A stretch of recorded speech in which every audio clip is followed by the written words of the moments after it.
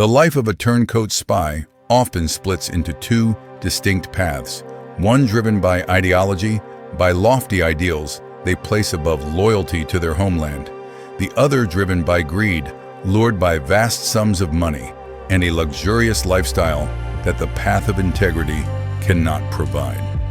Aldrich Ames, a former CIA officer, falls entirely into the latter category. His story is not a romantic tragedy of a man fighting for his beliefs, but a catastrophic intelligence failure fueled by weaknesses in character, an extravagant marriage, and a spiral of inescapable debt. His case exposed the identities of at least 10 high-level American spies, laid bare unprecedented security vulnerabilities, and forever marked itself as one of the most devastating intelligence failures in U.S. history. To understand Ames more deeply, we must view him not only as a traitor, but also as a product of an intelligence system riddled with flaws. Born in 1941 in a small town in Wisconsin, Ames grew up in an academic environment, but his life was soon swept into the vortex of the CIA due to his father's influence. He was not a genius spy like those in Hollywood films, but an average man whose personal weaknesses led to disastrous decisions. His actions not only caused loss of life, but also shook faith in the American intelligence system, impacting foreign policy and national security for years. According to FBI and CIA documents, Ames received approximately $2.5 million from the KGB and later Russia, the largest sum ever paid to an American mole. This money funded a lavish lifestyle, but the cost was the lives of dozens and the collapse of hundreds of intelligence operations. Ames' story begins in the 1980s during the height of the Cold War. The US and Soviet Union were locked in an intelligence race, with the CIA leading efforts to recruit sources from the Eastern Bloc. Ames, holding a senior position in the Soviet counterintelligence division, had access to the most sensitive information. But instead of protecting it, he chose to sell it due to financial pressures. His second wife, Maria del Rosario Casas Dupuy, a Colombian woman with a penchant for expensive shopping, became the catalyst for his betrayal. They met in Mexico City, where Ames was on assignment, and their relationship quickly led to a divorce from his first wife and a new life burdened with debt.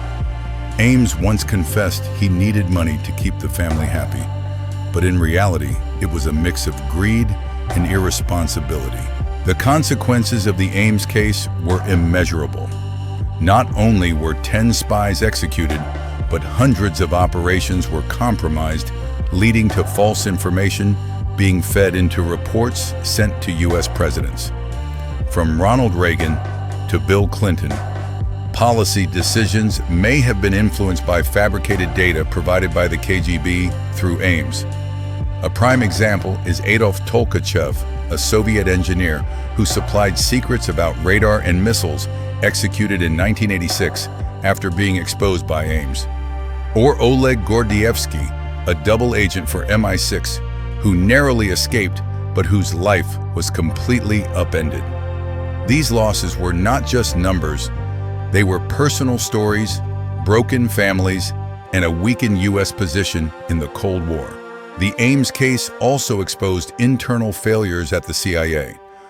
The agency, once proud of its ability to detect moles, took 9 years to catch him, despite clear warning signs like his lavish lifestyle and failed polygraph test.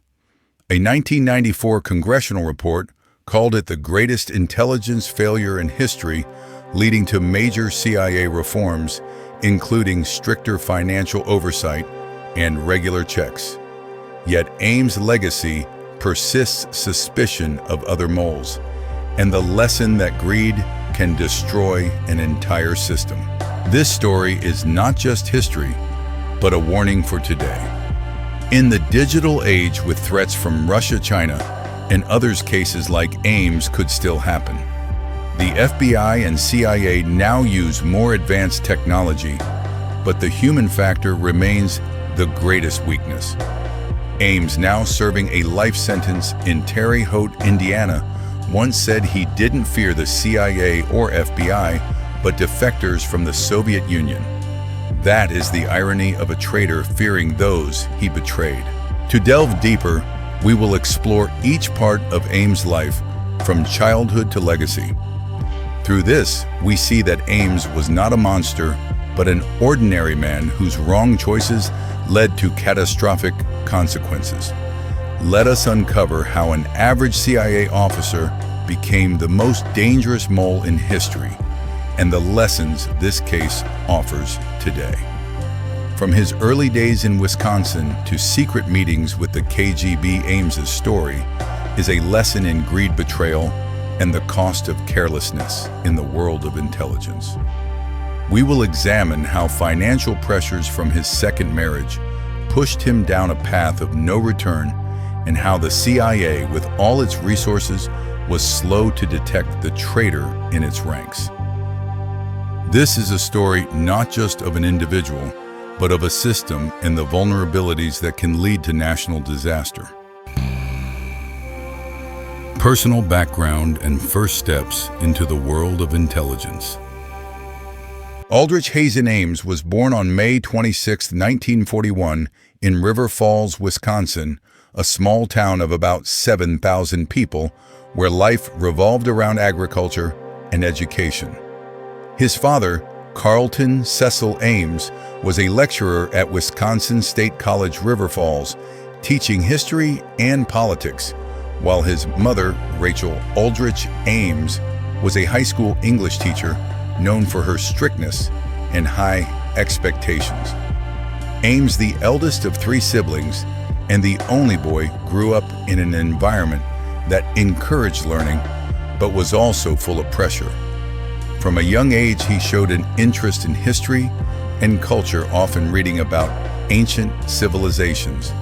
But he also had a passion for theater, participating in local plays.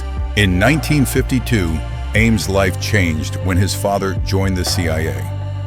Carlton, once a lecturer, was drawn to the opportunity to work for the government, but his career soon faltered due to alcoholism.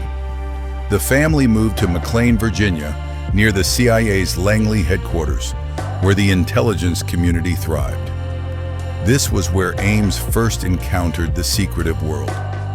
From 1957, at age 16, he worked summers at the CIA as a GS3, analyzing files and organizing classified documents. The job gave him a glimpse into intelligence operations, from creating counterfeit money for training to handling sensitive information. Though it was only clerical work, it planted the seeds for his future career. Ames' initial ambition was to become a scholar. In 1959, he enrolled at the University of Chicago, studying history and foreign cultures. But the school was notoriously rigorous. Ames quickly became distracted by his passion for theater, participating in plays and neglecting his studies. He spent hours on stage acting in Shakespearean roles, but his grades plummeted. In 1960, he was expelled after his sophomore year, a failure that left him humiliated and forced him back to Virginia. This event reflected a lack of discipline, a trait that would follow him throughout his life. Back in Virginia, Ames continued summer work at the CIA, this time doing manual labor like painting walls and odd jobs. In 1961, he tried his hand at theater in Chicago as a technical director's assistant, but soon grew bored and returned to Washington in 1962. He resumed clerical work at the CIA, a safe choice. During his first polygraph test, he admitted to stealing a bicycle while drunk, but it was deemed minor and did not disqualify him.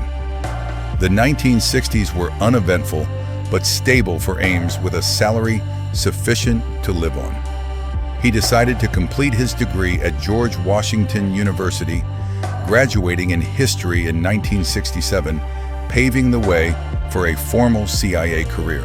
This beginning was not that of a genius spy. Ames was a product of his family environment and chance opportunities. His father, with his drinking problem, likely influenced Ames, who later faced similar issues. From a dreamy boy in Wisconsin to a CIA employee, Ames represented ordinary people in the intelligence world, where one wrong decision could lead to disaster. We can see that Ames' personal background, from an academic setting to his father's influence, shaped a man lacking motivation, easily distracted, and ultimately led to betrayal. These early years, though mundane, laid the foundation for the disastrous choices later when life's pressures pushed him down a path of no return. Early CIA career signs of carelessness. Though he became a CIA officer, Ames was not an outstanding employee. He was described as introverted, lacking the interpersonal skills needed to recruit sources, and missing the charisma of a true spy.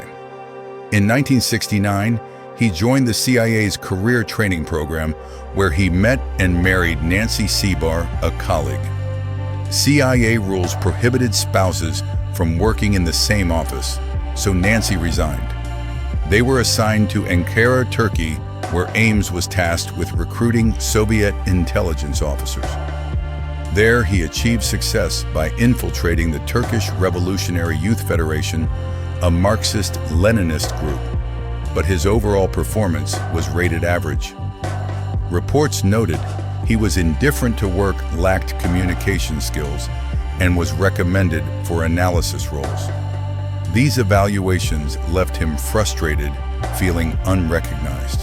In 1972, Ames returned to CIA headquarters in Virginia, working in the Soviet East European Division, overseeing operations in Europe. He excelled in paperwork and planning, earning positive reviews, but his drinking problem, like his father's, began to surface. 2 classified memos were filed due to excessive drinking. In 1976, he was sent to New York managing 2 key Soviet assets, becoming a KGB expert and earning promotions and bonuses. But his carelessness became evident. He forgot a briefcase of classified documents on a subway while meeting a source. The briefcase was recovered, but it was unclear if the information was compromised. Additionally, poor financial management and other security violations tarnished his record. Ames declined several international assignments because Nancy refused to relocate, affecting his career. In 1981, he accepted a post in Mexico City to stay connected with his wife in New York. His performance was poor. He didn't learn Spanish and failed to recruit sources. His personal life spiraled with infidelity and drinking, leading to diplomatic disputes and a car accident. These signs showed Ames was unfit for field work, yet the CIA kept him in sensitive roles, a grave mistake. We can see that Ames' early career was full of warning signs, from lack of skills to carelessness. But these were overlooked, leading to later disaster. Personal crisis and financial pressure. The year 1981 marked a pivotal transition in Aldrich Ames' career when he was assigned to Mexico City, a key CIA intelligence hub in Latin America. It was seen as a chance for Ames to start anew after mediocre evaluations in prior assignments. However, instead of a positive turning point, his time in Mexico became a breeding ground for personal and professional troubles, pushing him deeper into crisis and ultimately leading to his decision to betray. Mexico City in the 1980s was a vibrant but chaotic city with intelligence activities from numerous countries, especially the Soviet Union and Cuba. Ames was tasked with recruiting sources from Soviet intelligence officers and other targets, but he quickly faltered. His language skills were poor. He could not speak fluent Spanish, a basic requirement for building relationships and gathering information locally. As a result, by the end of his tenure, none of his contacts became active sources or valuable spies. His performance was rated average, a polite term masking his complete failure to fulfill his mission. Alongside his professional decline, Ames' personal life began to unravel. He started an affair with Maria del Rosario Casas Dupuy, a cultural attaché at the Colombian embassy whom he met through intelligence work. Rosario, with her captivating appearance and outgoing personality, represented a lifestyle entirely opposite to Ames' reserved, introverted nature. She had an insatiable taste for designer clothing, upscale restaurants, and luxurious travel.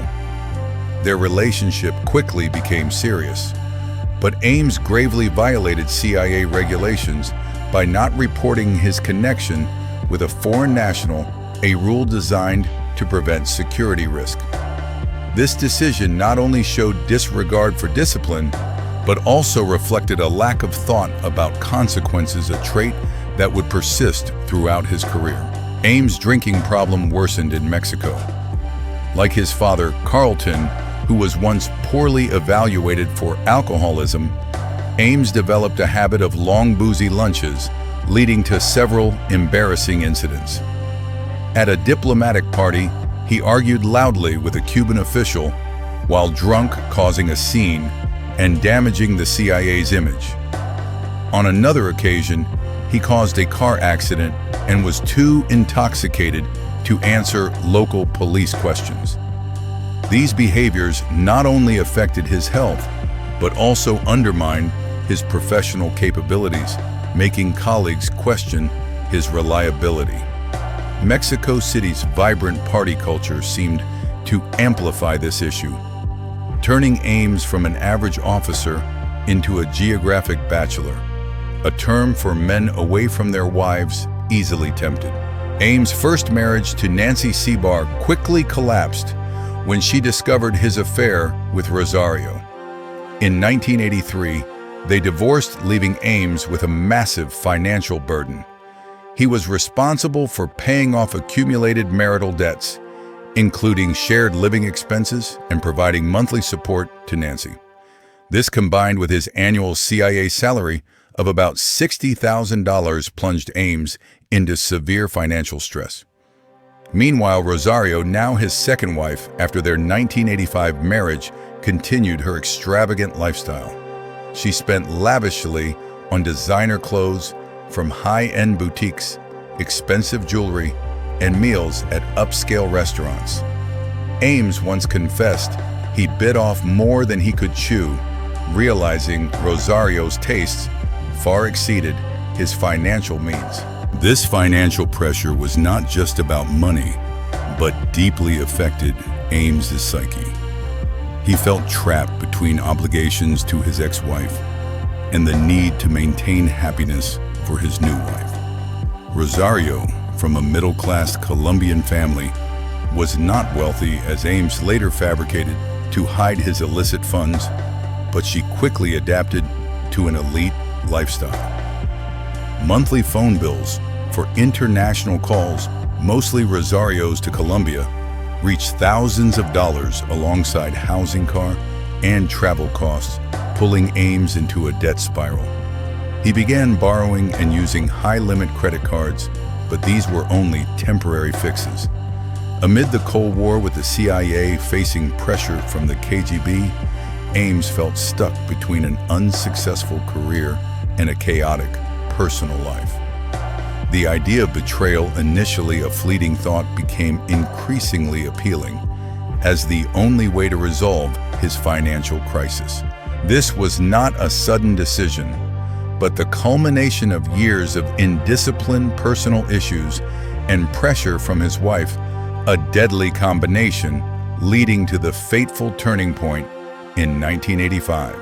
Makurjan. Turning point. Becoming a KGB mole. April 1985 marked the fateful turning point in Aldrich Ames's life when he officially became a mole for the KGB, the Soviet intelligence agency. Cornered by mounting debts and his second wife, Rosario's insatiable demand for luxury, Ames made a reckless decision he believed would solve his problems. Under the guise of a CIA-approved meeting with Sergei Chuvakin, an arms control expert at the Soviet embassy, Ames planned a direct approach.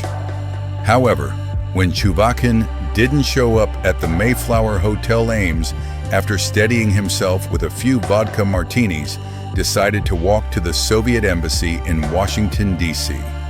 There, he handed a receptionist whom he knew was a KGB operative an envelope containing top-secret information.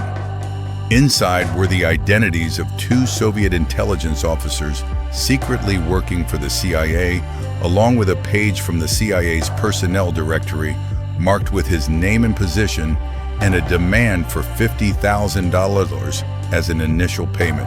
The $50,000 was not arbitrary. Ames had calculated it as a reasonable price for the value of the information he could provide. The KGB quickly recognized Ames' potential. As head of the Soviet counterintelligence division in the CIA's Operations Directorate, he had access to all plans and operations targeting the KGB and GRU. 3 weeks later, Chuvakin contacted him inviting Ames to the embassy, initiating a series of meetings and cash exchanges. This was the point of no return. Ames had crossed the line, becoming a professional mole. His primary motive was greed and financial pressure, though partly fueled by dissatisfaction with the CIA, which he felt undervalued him. Just 2 months later, on June 13, 1985, Ames committed his most devastating act of betrayal, revealing the identities of 24 Western spies, including high-level CIA and FBI sources reporting on Soviet activities. The consequences were catastrophic.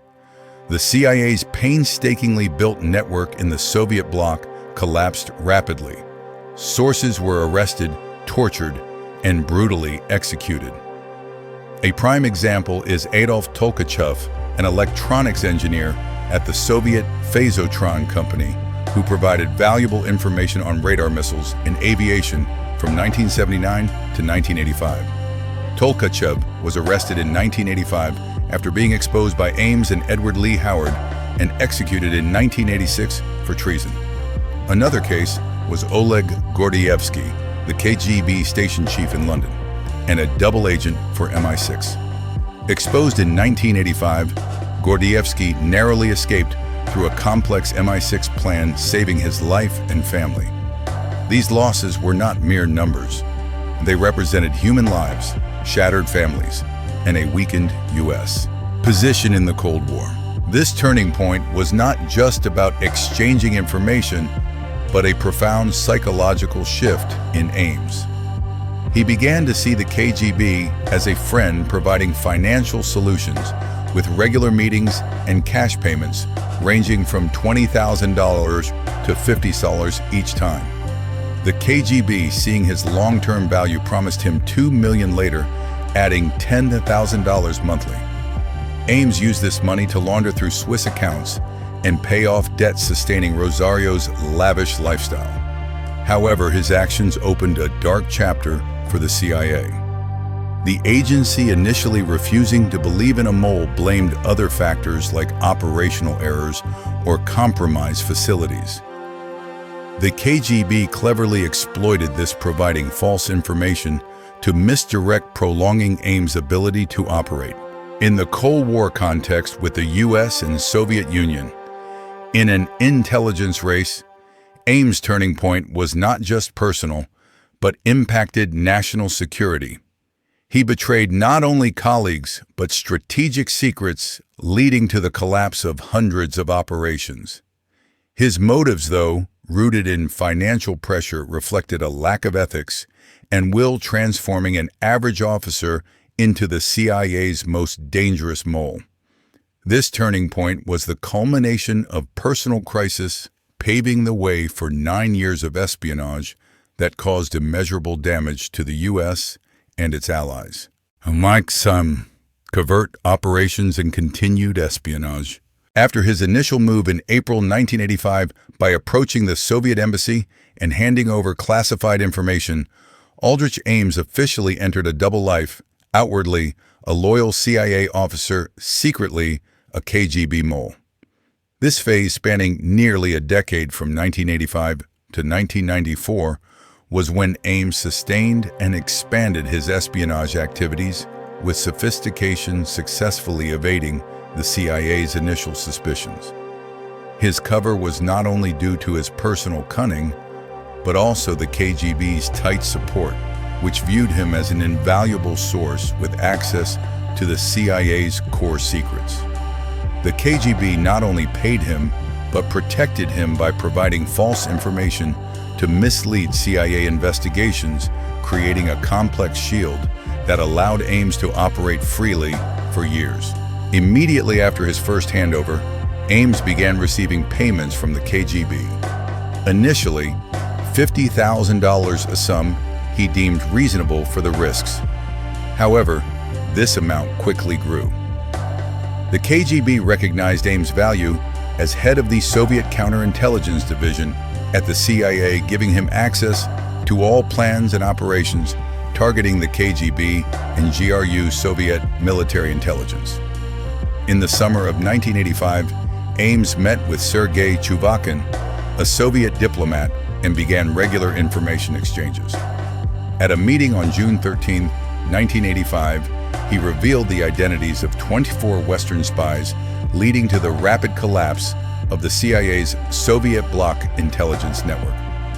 The consequences were dire. Sources were arrested, tortured, and executed, including Adolf Tolkachev, a Soviet engineer providing radar and missile secrets, executed in 1986. Ames didn't stop there.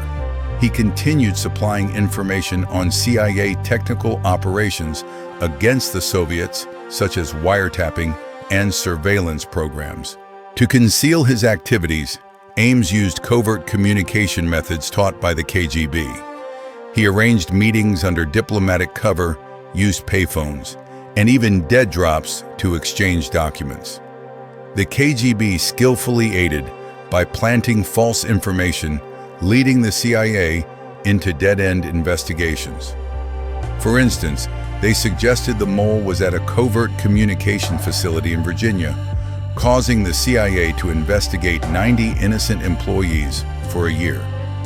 This strategy, called diversion and distraction, helped Ames avoid early suspicion. In 1986, Ames faced a major challenge.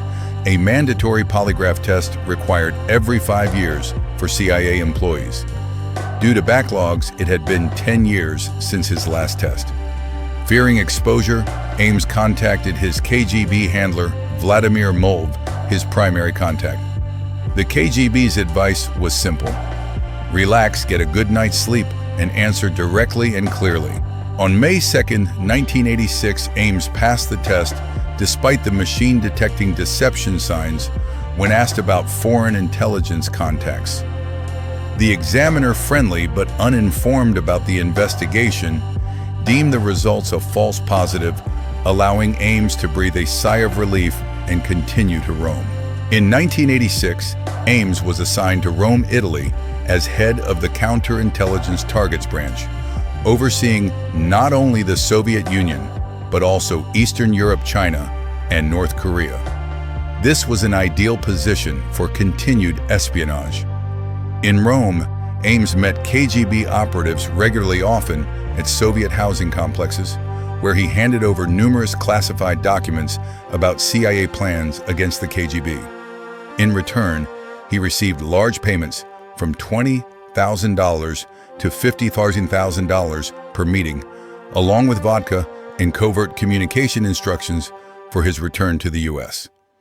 The KGB initially promised $2 million, but Ames negotiated an additional $10,000 monthly after hitting the cap. In total, he received about $2.5 million from the Soviets and Russia during his espionage career, a record for an American mole. To launder the money, Ames opened Swiss accounts, transferring large sums without immediate detection. Ames and Rosario's lifestyle transformed dramatically thanks to KGB funds. They bought a $540 house in cash in Arlington, Virginia, an upscale suburb. Ames drove a luxurious Jaguar, spent tens of thousands on home renovations and decor, while Rosario splurged on designer clothes, cosmetic surgery, and luxury items. Monthly phone bills reached $6,000, mostly from Rosario's calls to Colombia. To hide the source of their wealth, Ames fabricated a story about Rosario's wealthy Colombian family, but this only heightened colleagues' suspicions. In the CIA's environment, where salaries and lifestyles were well known, Ames's sudden shift from stained teeth to veneers, cheap clothes, to tailored suits was impossible to ignore. Yet the CIA's lack of proactive internal investigation allowed Ames to continue. He retained sensitive roles accessing information on anti-KGB operations and used it to trade for cash. Ames's espionage wasn't limited to handing over documents, but included providing false information, enabling the KGB to control fake sources and deceive the CIA. From 1986 to 1989, back in Washington as head of the European branch, Ames continued arranging dead drops and receiving money. He was even coached by the KGB on handling random checks. Ames's successful cover during this period testified to the KGB's sophistication and the CIA's carelessness, but it also sowed the seeds for his eventual downfall. Though Ames felt untouchable signs accumulated, leading to a prolonged mole hunt. This phase was not just about Ames making money, but also losing control with drinking and a lavish lifestyle becoming fatal weaknesses. The Vole Hunt. The hunt for Aldrich Ames was one of the longest and most complex chapters in CIA history, spanning from 1985 to 1994, reflecting the agency's sluggishness and internal errors. Initially, the CIA refused to believe a mole existed within its ranks, blaming other factors like agent errors or compromised Moscow facilities. This phenomenon was dubbed the Angleton Syndrome, named after James Angleton, a former CIA director infamous for his paranoia about moles, which led to excessive suspicion and reduced efficiency. However, when the number of lost sources surged up to 30 by 1986, the CIA was forced to act, forming a mole-hunting task force, marking the start of a grueling investigation. In 1985, after Ames exposed 24 spies, the Soviet bloc network collapsed rapidly. The CIA noticed the anomaly, but resisted, considering a mole focusing instead on less embarrassing theories.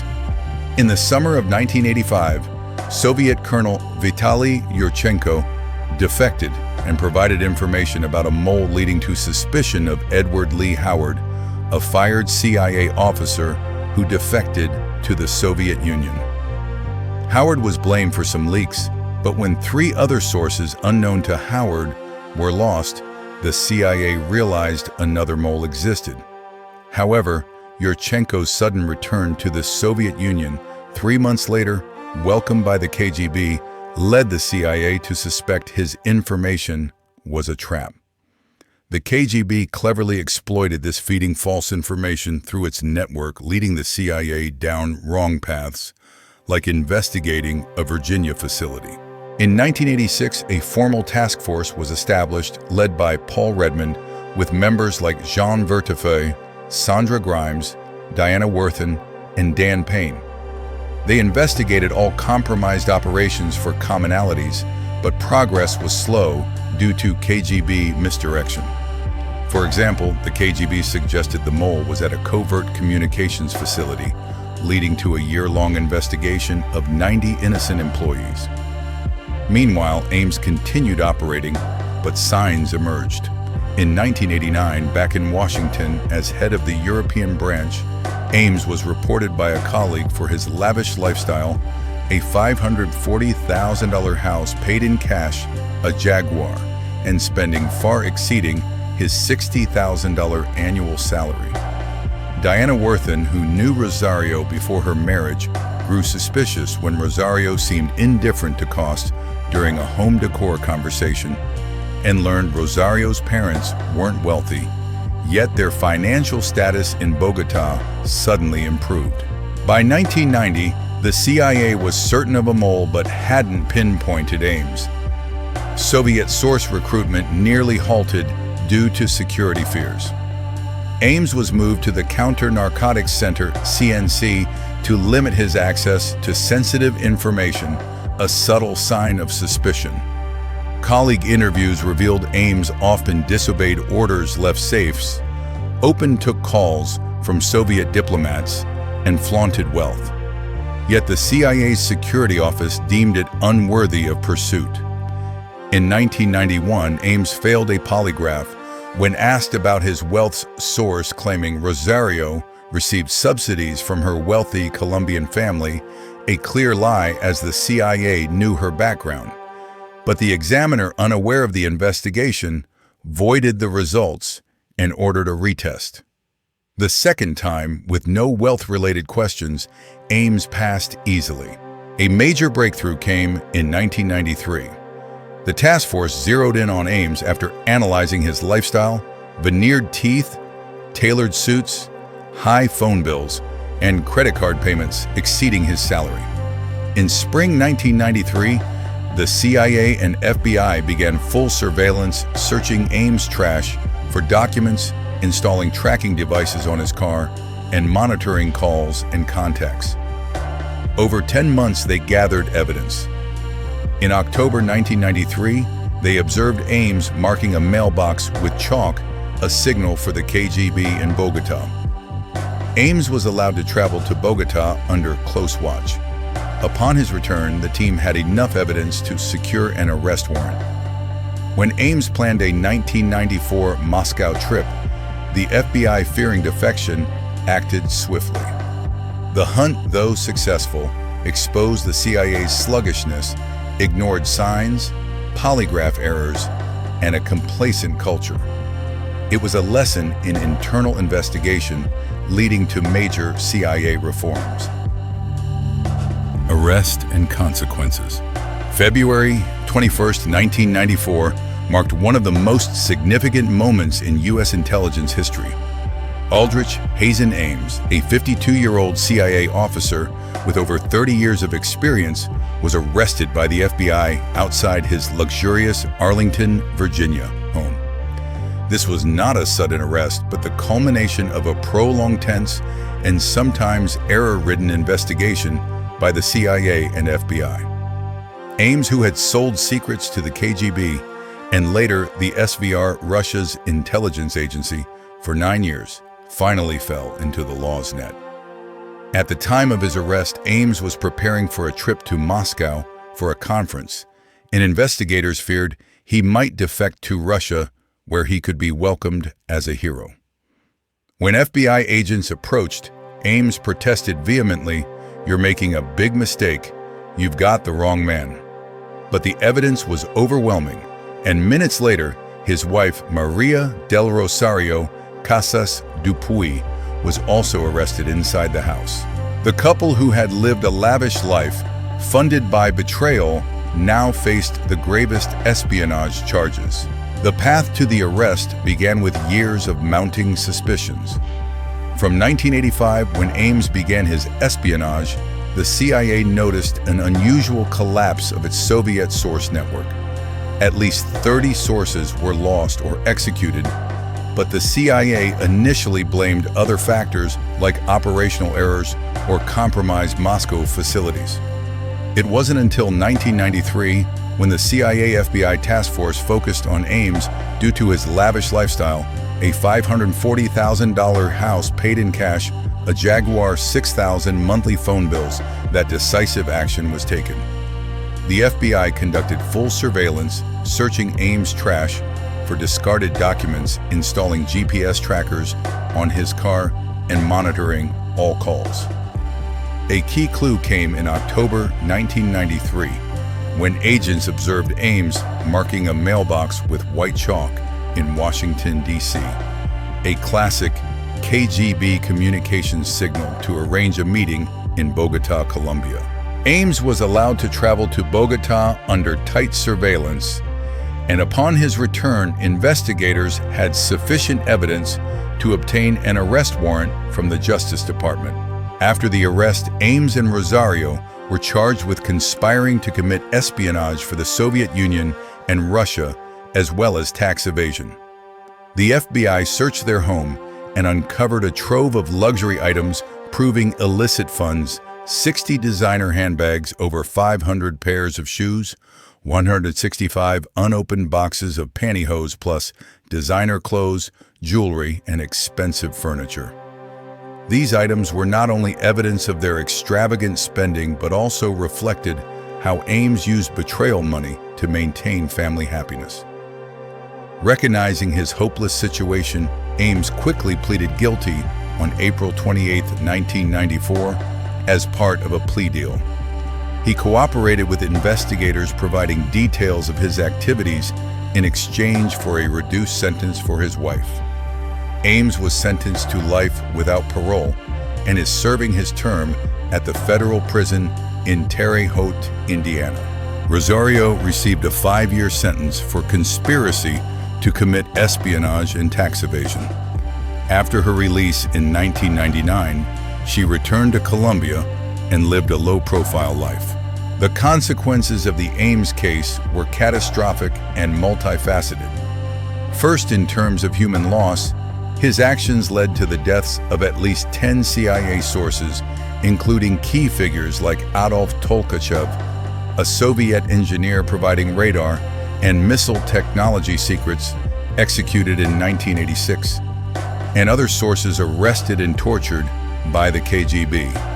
Ames also exposed over 100 intelligence operations, forcing the CIA to rebuild its entire Eastern European and Soviet network, a process taking decades and billions of dollars. Furthermore, Ames provided false information to the KGB, enabling them to use controlled agents to deceive the CIA. This misinformation reached intelligence reports sent to 3 U.S. presidents, Ronald Reagan, George H.W. Bush, and Bill Clinton, potentially influencing policy decisions such as misjudging Soviet military capabilities in the Cold War's final years. Organizationally, the Ames case exposed severe flaws in the CIA's internal security system. The agency was heavily criticized for taking 9 years to catch the mole despite clear signs, like his lavish lifestyle, failed polygraphs, and the mass loss of sources. Then CIA Director James Woolsey's decision not to fire or demote anyone involved sparked outrage from Congress.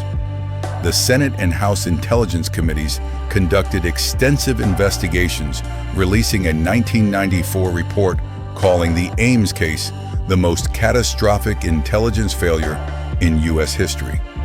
As a result, the CIA underwent major reforms: mandatory polygraphs every 5 years, stricter employee financial monitoring, and improved FBI cooperation. These changes helped uncover later moles like Robert Hansen in 2001, but the scars from Ames lingered, eroding public trust in the CIA. The arrest also had diplomatic repercussions. Russia, inheriting the Soviet Union, initially denied involvement, but later admitted Ames was one of their most successful moles. President Boris Yeltsin once called Ames a friend of Russia, but the case strained U.S.-Russia relations, leading to mutual diplomatic expulsions. Financially, Ames received $2.5 million, but his assets were seized, and he was ordered to pay restitution to the U.S. government. The long-term consequence was a cultural shift in the CIA from complacency to heightened vigilance, though it also sparked a new Angleton syndrome where internal suspicion could reduce operational efficiency. In summary, Ames' arrest not only ended a dark chapter, but also sparked essential reforms in U.S. intelligence.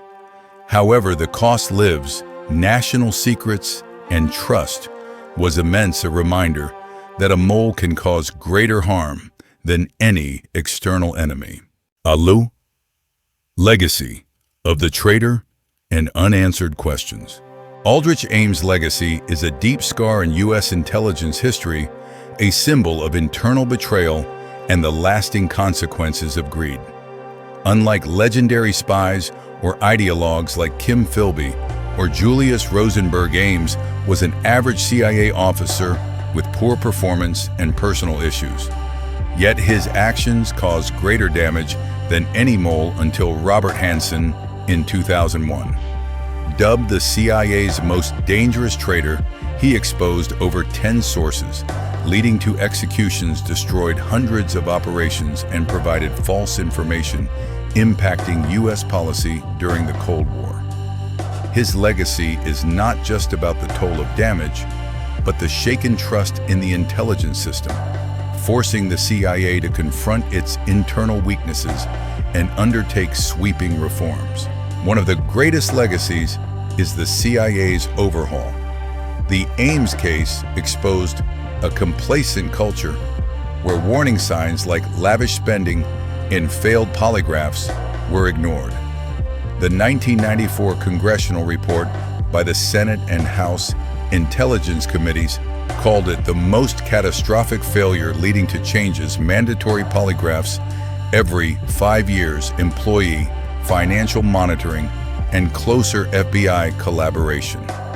These reforms helped catch Hanssen, who caused similar damage. However, the negative legacy persists. Public trust in the CIA plummeted as polls showed, affecting recruitment. The case also shook America's standing in international intelligence, making allies like Britain's MI6 warier of sharing information. Ames' personal legacy is a tale of greed trumping ethics. He sold secrets not for ideology, but for money to sustain Rosario's lifestyle, trading colleagues' lives for luxury homes, cars, and handbags. Ames once said he didn't fear capture by the CIA or FBI, but Soviet defectors, as most U.S. moles were exposed by them. This reflects the irony, a traitor fearing those he betrayed.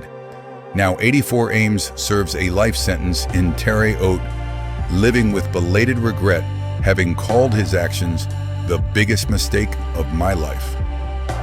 His legacy lives on in books like Circle of Treason by Sandra Grimes and Jean Verdefeuille, the female agents who hunted him, and documentaries like The Spy Who Got Away, exploring the traitor's psyche. Unanswered questions still haunt the Ames case. First, Rosario's role. What did she know about her husband's activities? 1993 surveillance calls showed she knew of Ames's KGB meetings since 1992 after finding a note in his wallet. She was complicit in filing false tax returns and spending betrayal money. But did she participate directly? Rosario claimed she learned late and didn't support it, but investigators suspect she knew earlier. After her release, she returned to Colombia, living quietly, never fully disclosing the truth. This question is not just about legal responsibility, but ethics. Did her greed help push Ames to betrayal? Second, was Ames the only mole? The congressional report suggested timeline discrepancies with Ames' confessions, raising suspicions of another CIA mole. Some sources were compromised before Ames began, and others after his arrest. Experts like Brian Denson in the True Spies podcast question if a second Ames remains hidden. The 2001 Hanssen case validated such suspicions, but no concrete evidence links another mole to Ames. This keeps the CIA on high alert with ongoing mole hunting programs. Third, why did it take the CIA so long to catch Ames? Despite clear signs from 1985, lost sources, lavish spending. The agency prioritized other theories like the Angleton syndrome, where mole paranoia led to paralysis. Poor CIA-FBI cooperation and a protective internal culture were key causes. This sparks debate about reforms. Is the CIA better today? With cases like Edward Snowden, the answer remains unclear. Ames' legacy is also a lesson about human nature in intelligence. He proved the most dangerous moles aren't geniuses, but ordinary people with weaknesses. The case is taught in intelligence academies as a lesson in internal oversight and ethics. Yet the open questions remind us that intelligence history is full of unrevealed secrets, and Ames' legacy will continue to haunt, warning of the risks of greed and carelessness.